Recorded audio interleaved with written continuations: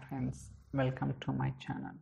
So మనం last వీడియోస్లో CSV text files అలానే ఎక్సెల్ ఫైల్స్లో ఉన్న డేటాని ఎలా ప్రాసెస్ చేయాలో చూసాం కదా.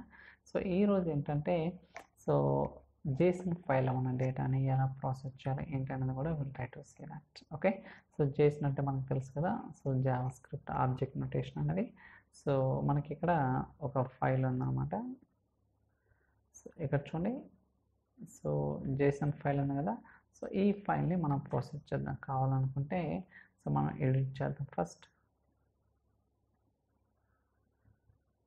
చూడండి, ఇలా మనకి ఎలిమెంట్స్ ఉన్నాయన్నమాట. సో కొన్ని రికార్డ్స్, ఎంప్లాయీ రికార్డ్స్, ఇది 1 2 3 4. ఓకే, ఒక 4 రికార్డ్స్ అనేవి ఈ జేసన్ ఫైల్లో ఉన్నాయి. ఈ డేటాని మనం డేటాబేస్లోకి ప్రాసెస్ చేద్దాం. ఓకే, సో మీరు కావాలనుకుంటే టేబుల్ క్రియేట్ చేసేటప్పుడు ఇది స్క్రిప్ట్ కింద తీసుకోవచ్చు. సో క్లోజ్ చేస్తున్నాను. ఫస్ట్ ఈ ఫైల్ని అజూర్ బ్లాబ్లోకి అప్లోడ్ చేద్దాం. Upload. So browse for files. So Azure data factory, Jason, employee. ఇక్కడ ఫోల్డర్ నేమ్ ఇస్తాను. So Jason files data. ఇప్పుడు అప్లోడ్. ఓకే, సో ఇప్పుడు ఇక్కడ సెలెక్ట్ చేద్దాం, అంటే ఇది ఈ ఫైల్ని ఎడిట్ చేయగలుగుతామో చూద్దాం. So click on that. ఇక్కడ చూడండి, ఎడిట్ అని ఉంది కదా.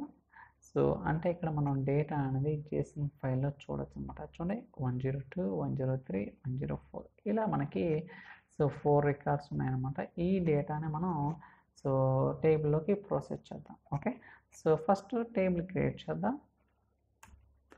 So create table. So JSON data load. So మనకి ఎన్ని రికార్డ్స్ ఉన్నాయి? I think 5 records. EMP ID int, అలానే first name varchar 100 is fine. అలానే last name varchar.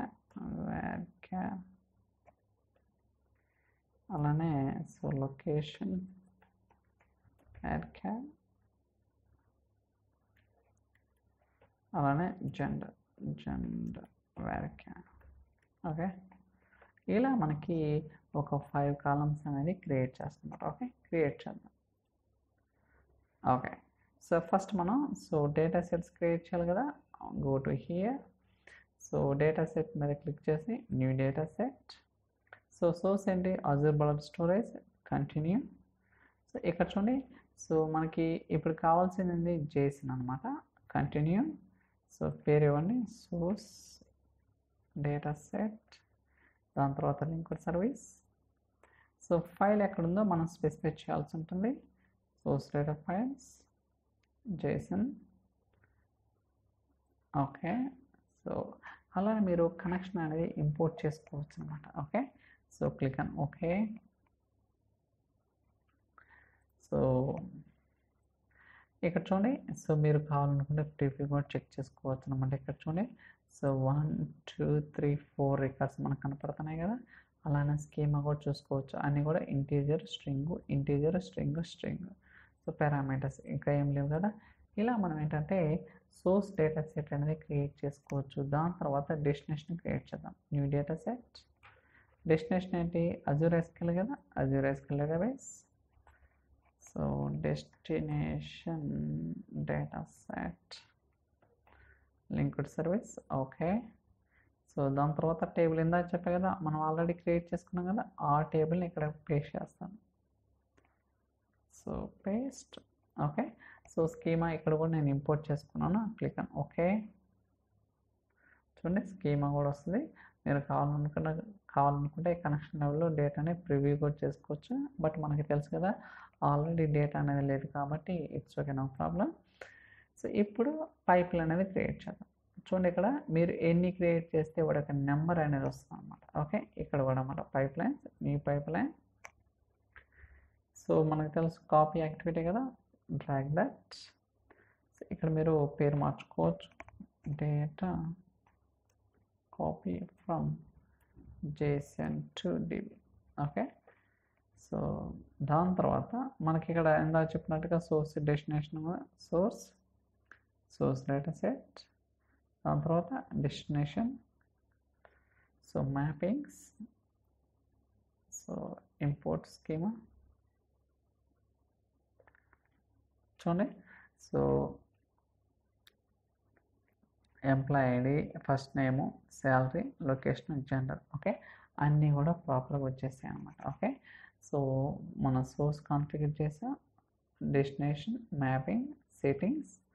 So settings అవసరం లేదని యూజర్ జనరేట్, ఆటో జనరేట్. ఇలా మనం ఏంటంటే సో జేసన్ ఫైల్లో ఉన్న వాటిని సోర్స్, డెస్టినేషన్, అలానే మ్యాపింగ్ అన్నీ కూడా ప్రాపర్గా కాన్ఫిగర్ చేసాం.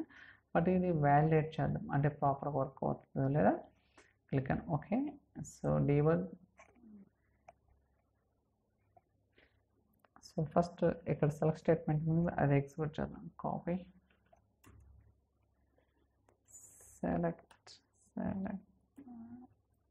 Start from, sorry,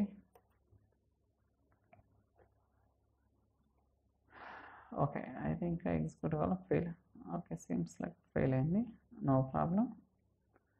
so one more thing, doesn't point in any data, one of the property name path.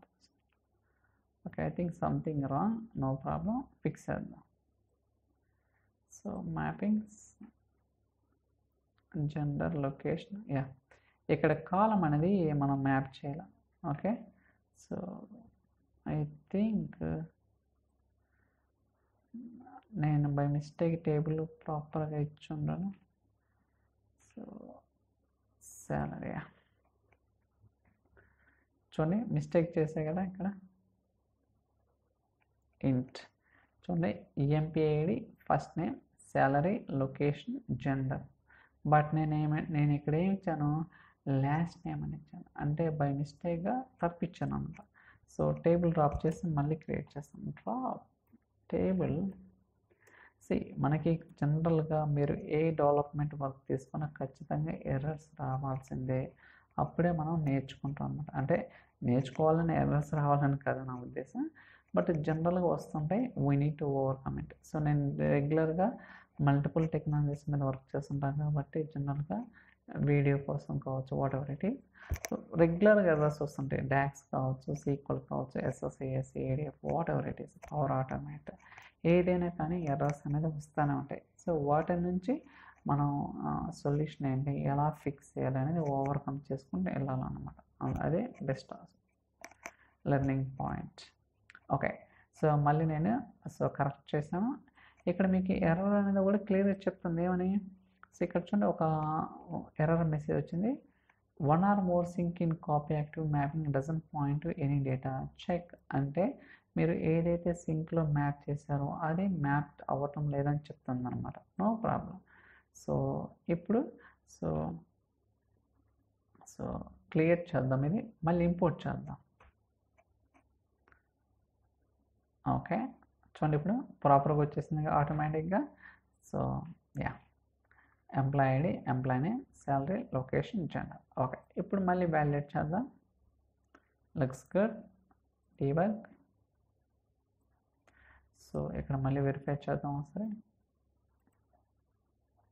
I think మళ్ళీ ఫెయిల్ అయిందా చూద్దాం. Let's see that. So still it's taking time. Okay, so ఇప్పుడు success అయింది. చూడండి 4 records వచ్చినాయి కదా, 101, 2, 3, 4. మీకు కావాలనుకుంటే 1 more టైం రన్ చేసుకోవచ్చు. డీబగ్.